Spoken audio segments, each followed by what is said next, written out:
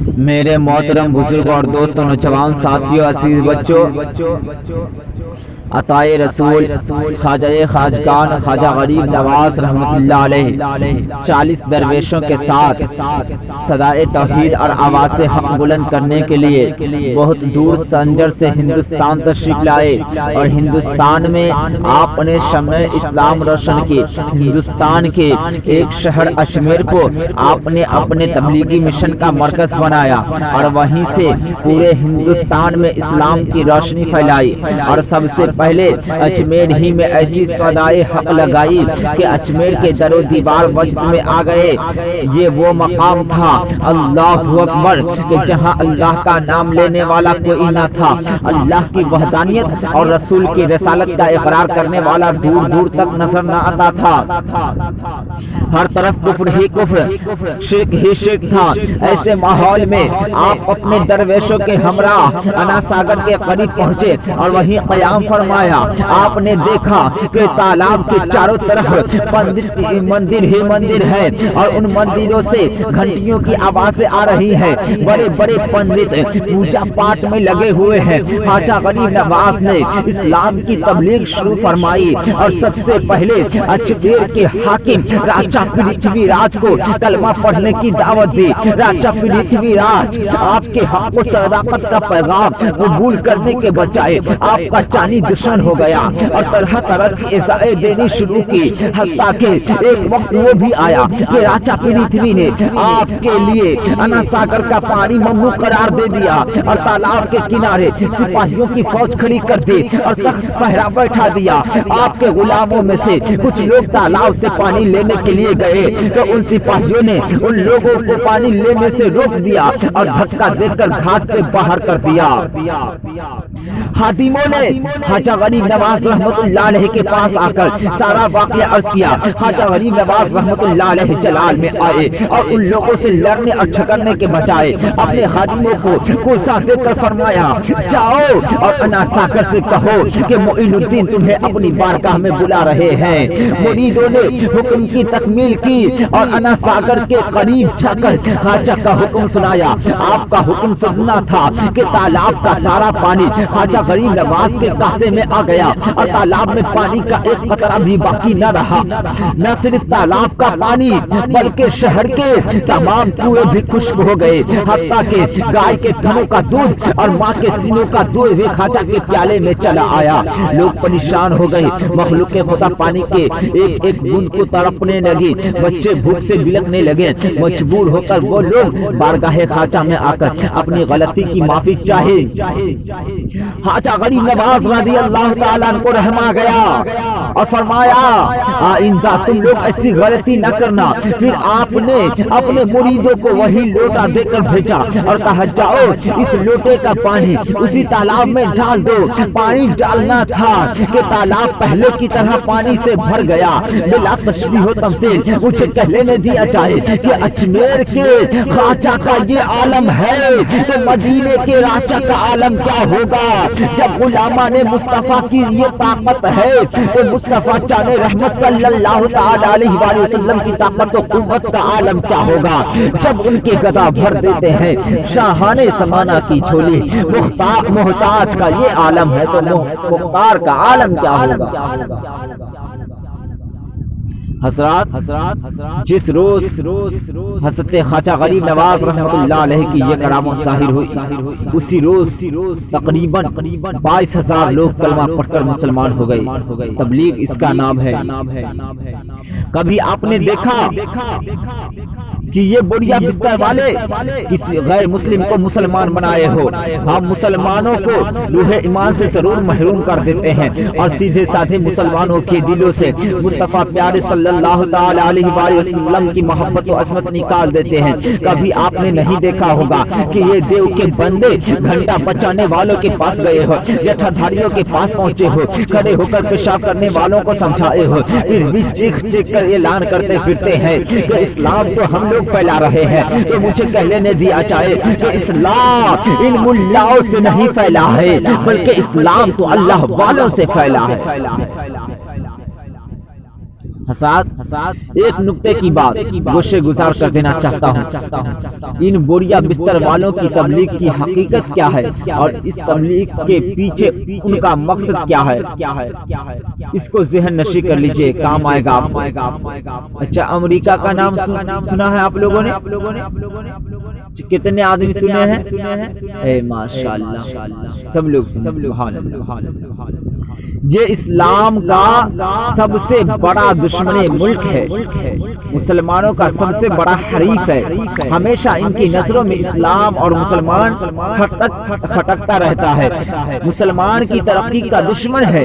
جبھی تو اس ناہنچار نے افغانستان کو برباد کیا، عراق کو تباہ کیا، لبنان کو پریشان کیا، ٹھیک اسی طرح ان بد عقیدوں کی پلاننگ ہے کہ جس محلے میں سنیت کی ترقی ہو رہی ہوتی ہے یہ اسی محلے میں چھاپا مارتے ہیں اور مسلمانوں کے عقیدہ و ایمان پر ڈاکہ ڈالتے ہیں، سنیوں کے محلے میں جاتے ہیں اور ان محلوں کو نشانہ بناتے ہیں جہاں خواجہ کی چھٹی منائی جاتی ہو، بڑے پیر کی 11ویں مناتے ہیں، جہاں لوگ جشن عید میلاد النبی صلی اللہ تعالی علیہ وآلہ وسلم مناتے ہیں، فاتحہ بھی کرتے ہیں اور اپنے آقا صلی اللہ تعالی علیہ وآلہ وسلم کو صلاۃ و سلام کے نذرانے پیش کیا کرتے ہیں، جہاں کے لوگ اولیاء کے آستانے پر حاضریاں دیتے ہیں، وہاں جا کر یہ وہ بڑے میٹھی میٹھی باتیں بول کر الٹی منزل پڑھاتے ہیں اور ذہن دیتے ہیں کہ خواجہ کی چھٹی جائز نہیں، بڑے پیر کی 11ویں درست نہیں، نذر و نیاز کا اسلام میں کہیں سے ثبوت نہیں، صلاۃ و سلام کھڑے ہو کر پڑھنا جائز نہیں، ولیوں کے مزارات پر جانا بدعت اور چادریں چڑھانا بدعت ہے۔ تو معلوم ہوا کہ ان غداروں کی تبلیغ بس یہی ہے کہ بھولے بھالے مسلمان کو خواجہ کی چھٹی سے روک دیا جائے، شہنشاہ بغداد کی 11ویں سے روک دیا جائے، لوگوں کو محروم کر دیا جائے، غرض کے فاتحہ نذر و نیاز سے روک دینا ہی ان کے نزدیک تبلیغ ہے، صلاۃ و سلام پڑھنے سے روک دینا ہی ان کے نزدیک تبلیغ ہے، اولیاء اکرام سے دور کر دینا ہی ان کا مقصد و منشا ہے، عشق مصطفیٰ کی جلتی شمع کو بجھا دینا ہی ان کا شعار و فطرت ہے۔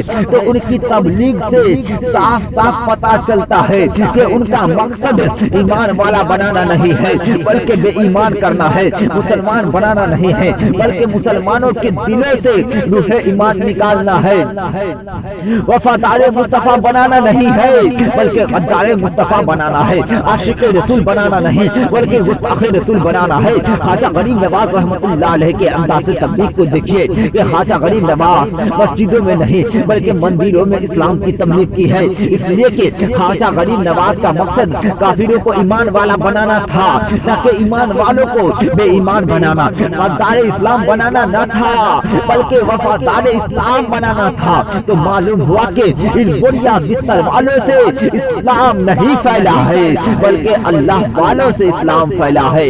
الا ان اولیاء اللہ لا خوف علیہم ولا هم یحزنون، بے شک اللہ کے ولیوں کو نہ کوئی خوف ہے اور نہ کوئی غم۔ راجہ پرتھوی راج نے جب خواجہ غریب نواز رحمت اللہ علیہ کی طاقت و قوت کو دیکھا تو اس کا ہوش اڑ گیا، کیونکہ پورے تالاب کا پانی ایک کشکول میں کر دینا کوئی معمولی بات نہیں تھی۔ پرتھوی راج بے ایمان تھا، کافر تھا، ولایت کی حقیقت کو سمجھ نہ سکا۔ ارے جب ولایت کی حقیقت یہ دین کے ٹھیکیدار نہ سمجھ سکے تو وہ کافر بھلا کیا سمجھتا؟ چھوٹا آثار والا نہ سمجھ سکا تو بڑی چوٹی والا کیا سمجھتا؟ اس نے یہ خیال کیا کہ یہ درویش بہت بڑا جادوگر ہے، جادو کی طاقت سے یہ کمال دکھا رہا ہے اور لوگوں کو اپنے قریب کر رہا ہے۔ پرتھوی راج نے سوچا اور فیصلہ کیا کہ لوہے کو لوہے سے کاٹا جا سکتا ہے، اس لیے اس درویش کے مقابلے میں وہ انعام اور جادوگروں کو لایا جائے۔ اس وقت ملک کا سب سے طاقتور جادوگر جیپال جوگی تھا، اس لیے جیپال جوگی کو بلایا گیا تاکہ وہ اپنے ساحرانہ کمال سے، اپنی جادو کی طاقت سے درویش کی طاقت کو ختم کرتے۔ چنانچہ جیپال جوگی کو ساری بات بتائی گئی اور درویش کے حالات سے آگاہ کیا گیا۔ جیپال جوگی نے پرتھوی راج سے کہا، مہاراج اب آپ کو گھبرانے کی کوئی ضرورت نہیں ہے، پریشان ہونے کی ضرورت نہیں ہے، یہ ہمارے منٹوں کا کھیل ہے، ہماری طاقت کے سامنے درویش کی طاقت کام نہیں آ سکتی۔ پرتھوی راج جیپال جوگی کی بات پر خوش ہو گیا۔ جیپال جوگی اپنے سینکڑوں شاگردوں کے ساتھ नासो नखरे में डूब कर शेरों पर सवार होकर ख्वाजा गरीब नवाज रहमतुल्लाह अलैह के पास आ गया।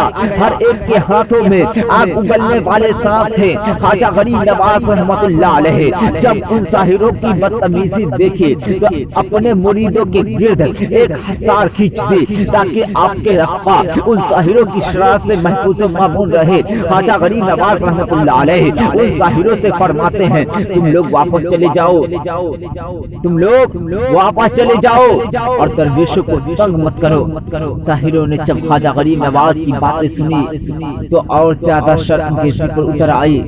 ख्वाजा गरीब नवाज रहमतुल्लाह अलैह जलाल में आए और जमीन से एक मुट्ठी खाक उठाकर उन पर फेंक दी। मिट्टी उठाकर फेंकना था कि सारा जादू खत्म हो गया। अब न आग के शोले रहे न शेरों और सांपों का शोर रहा। जादूगरों के चेहरों पर हवाइयां उड़ने लगे और हिम्मत जवाब देने लगी। जयपाल जोगी ने सोचा कि अगर जमीनी हमले से जेर न कर सका, जमीनी हमले से शिकस्त न दे सका, जमीनी हमले से मात न दे सका तो क्या हुआ, आसमानी हमले से तो जरूर शिकस्त दे दूंगा। चुनांचा बड़े गुरूर और घमंड के साथ अपनी ताकत पर उतरता हुआ हवाओं में उड़ना शुरू किया। ख्वाजा गरीब नवाज ने अपने मुरीदों से फरमाया, देखो वो कहां तक गया, देखो वो कहां तक गया। मुरीदों ने कहा, हुजूर बहुत दूर चला गया। फरमाया, अब देखो कहां तक गया। अर्ज किया, हुजूर इतनी बुलंदी पर चला गया कि अब नजर भी नहीं आ रहा है। गरीब नवाज रहमतुल्लाह अलैह अपने खराबन को हवा में फेंकते हैं और फरमाते हैं, ए खराबन कुफ्र ऊपर और तू नीचे, जाओ उसे तलाश करके ला। ख्वाजा गरीब नवाज का भेजा हुआ खराबन हवाओं को चीरता हुआ फसाओं से टकराता हुआ जयपाल जोगी तक पहुंचा और उसकी खोपड़ी पर जरब लगाता हुआ नीचे लाना शुरू किया। खराबन ने कहा, ए जयपाल जोगी अब तू ऊपर नहीं जा सकता और चाहने की तुझ में ताकत भी नहीं है, नीचे चल। और ख्वाजा गरीब नवाज के कदमों में माफी की भीख मांग। गरीब नवाज के कदमों में आना था कि उनके दिल की दुनिया बदल गई। दिल से कुफ्र की तारीकी छट गई और ईमान का उजाला फैल गया। कुफ्र की बदबू निकल गई और ईमान की खुशबू से उसका मशामे मुअत्तर हो गया। अर्ज किया, हुजूर मैंने आपको मान लिया और मैं तस्लीम करता हूँ कि ईमान की ताकत और है और कुफ्र की ताकत और है, हक की कुव्वत और है और बातिल की कुव्वत और है। हज़रत मुझे कह लेने दिया जाए कि जब एक लकड़ी के टुकड़े को गरीब नवाज के कदमों से निस्बत हो जाए तो उसकी ताकत का ये हाल है कि बगैर पायलट के और बगैर पेट्रोल के इतना ऊपर चला जाए कि उसके मुकाबले में पेट्रोल का जहाज भी मुकाबला न कर सके। तो जब गरीब नवाज के कदमों से लगे खराबन में ये ताकत है तो खुद ख्वाजा गरीब नवाज में कितनी ताकत और कुव्वत होगी और ख्वाजा का मुकाबला कौन कर सकता है। अला इन्ना औलिया अल्लाह ला खौफुन अलैहिम वला हुम यहज़नून, बेशक अल्लाह के वलियों को न कोई खौफ है और न कोई गम। जयपाल जोगी गरीब नवाज के कदमों पर गिर जाता है और पढ़ लेता है कलमे शहादत, अशहदु अल्ला इलाहा इल्लल्लाह वहदहु ला शरीका ला व अशहदु अन्ना मुहम्मदन अब्दुहु व रसूलुहु, और मुसलमान हो जाता है। तो मालूम हुआ कि इस्लाम इन वहाबी मुल्लाओं से नहीं फैला है बल्कि ये इस्लाम अल्लाह वालों से फैला है, बुजुर्गों के फैजाने नज़र से फैला है। आज हिंदुस्तान में ये जो टोपियां जो नजर आ रही है ना, मुझे कह लेने दीजिए कि उन्हें ख्वाजा गरीब नवाज का सदका है। ये मस्जिदों के बुलंद मीनारे जो नजर आ रहे हैं ये अताए रसूल का सदका है। ये मेहराबो मिंबर गरीब नवाज का सदका, ये दीनी दरगाहें गरीब नवाज का सदका, ये खानकाहें गरीब नवाज का सदका, और इसी का नाम इस्लाम की तबलीग है। मोताबर ज़राए से पता चला कि ख्वाजा गरीब नवाज की तबलीग और उनके कराम کرامات و تصریفات سے 1-2 لاکھ لوگ نہیں بلکہ 90 لاکھ غیر مسلموں کو دولت ایمان ملی ہے۔ کون غریب نواز؟ وہ غریب نواز جن کی زندگی بہت ہی سادہ تھی۔ کون غریب نواز؟ وہ غریب نواز جن کا لباس پیوندار تھا۔ کون غریب نواز؟ وہ غریب نواز جن کی خوراک سوکھی روٹی تھی۔ کون غریب نواز؟ وہ غریب نواز جن کے رہنے کے لیے ایک صحیح جھوپڑی بھی نہ تھی۔ کون غریب نواز؟ وہ غریب نواز جو روحانی خزانہ سے مالا مال تھے۔ کون غریب نواز؟ وہ غریب نواز جو اخلاق حسنہ کے پیکر تھے۔ کون غریب نواز؟ وہ غریب نواز جو عشق الہی سے شار تھے۔ کون غریب نواز؟ وہ غریب نواز جو دین الہی کے نصیب تھے۔ کون غریب نواز؟ وہ غریب نواز جو روشن ضمیر تھے۔ کون غریب نواز؟ وہ غریب نواز جو بے قصوں کے دستگیر تھے۔ کون غریب نواز؟ وہ غریب نواز جو پاسبان شریعت اور رازدار طریقت تھے۔ کون غریب نواز؟ وہ غریب نواز جو واقف رموز حقیقت اور شراب اور بحر معرفت تھے۔ مجھے جب بلاتے ہو اجمیر والے تو قسمت بھی چمکا دو اجمیر والے۔ کچھ ایسی عطا ہو عطائے محمد، مدینہ بھی دکھا دو اجمیر والے۔ بنو سنتوں کا میں پابند خواجہ، کرم کی نظر کرو دو اجمیر والے۔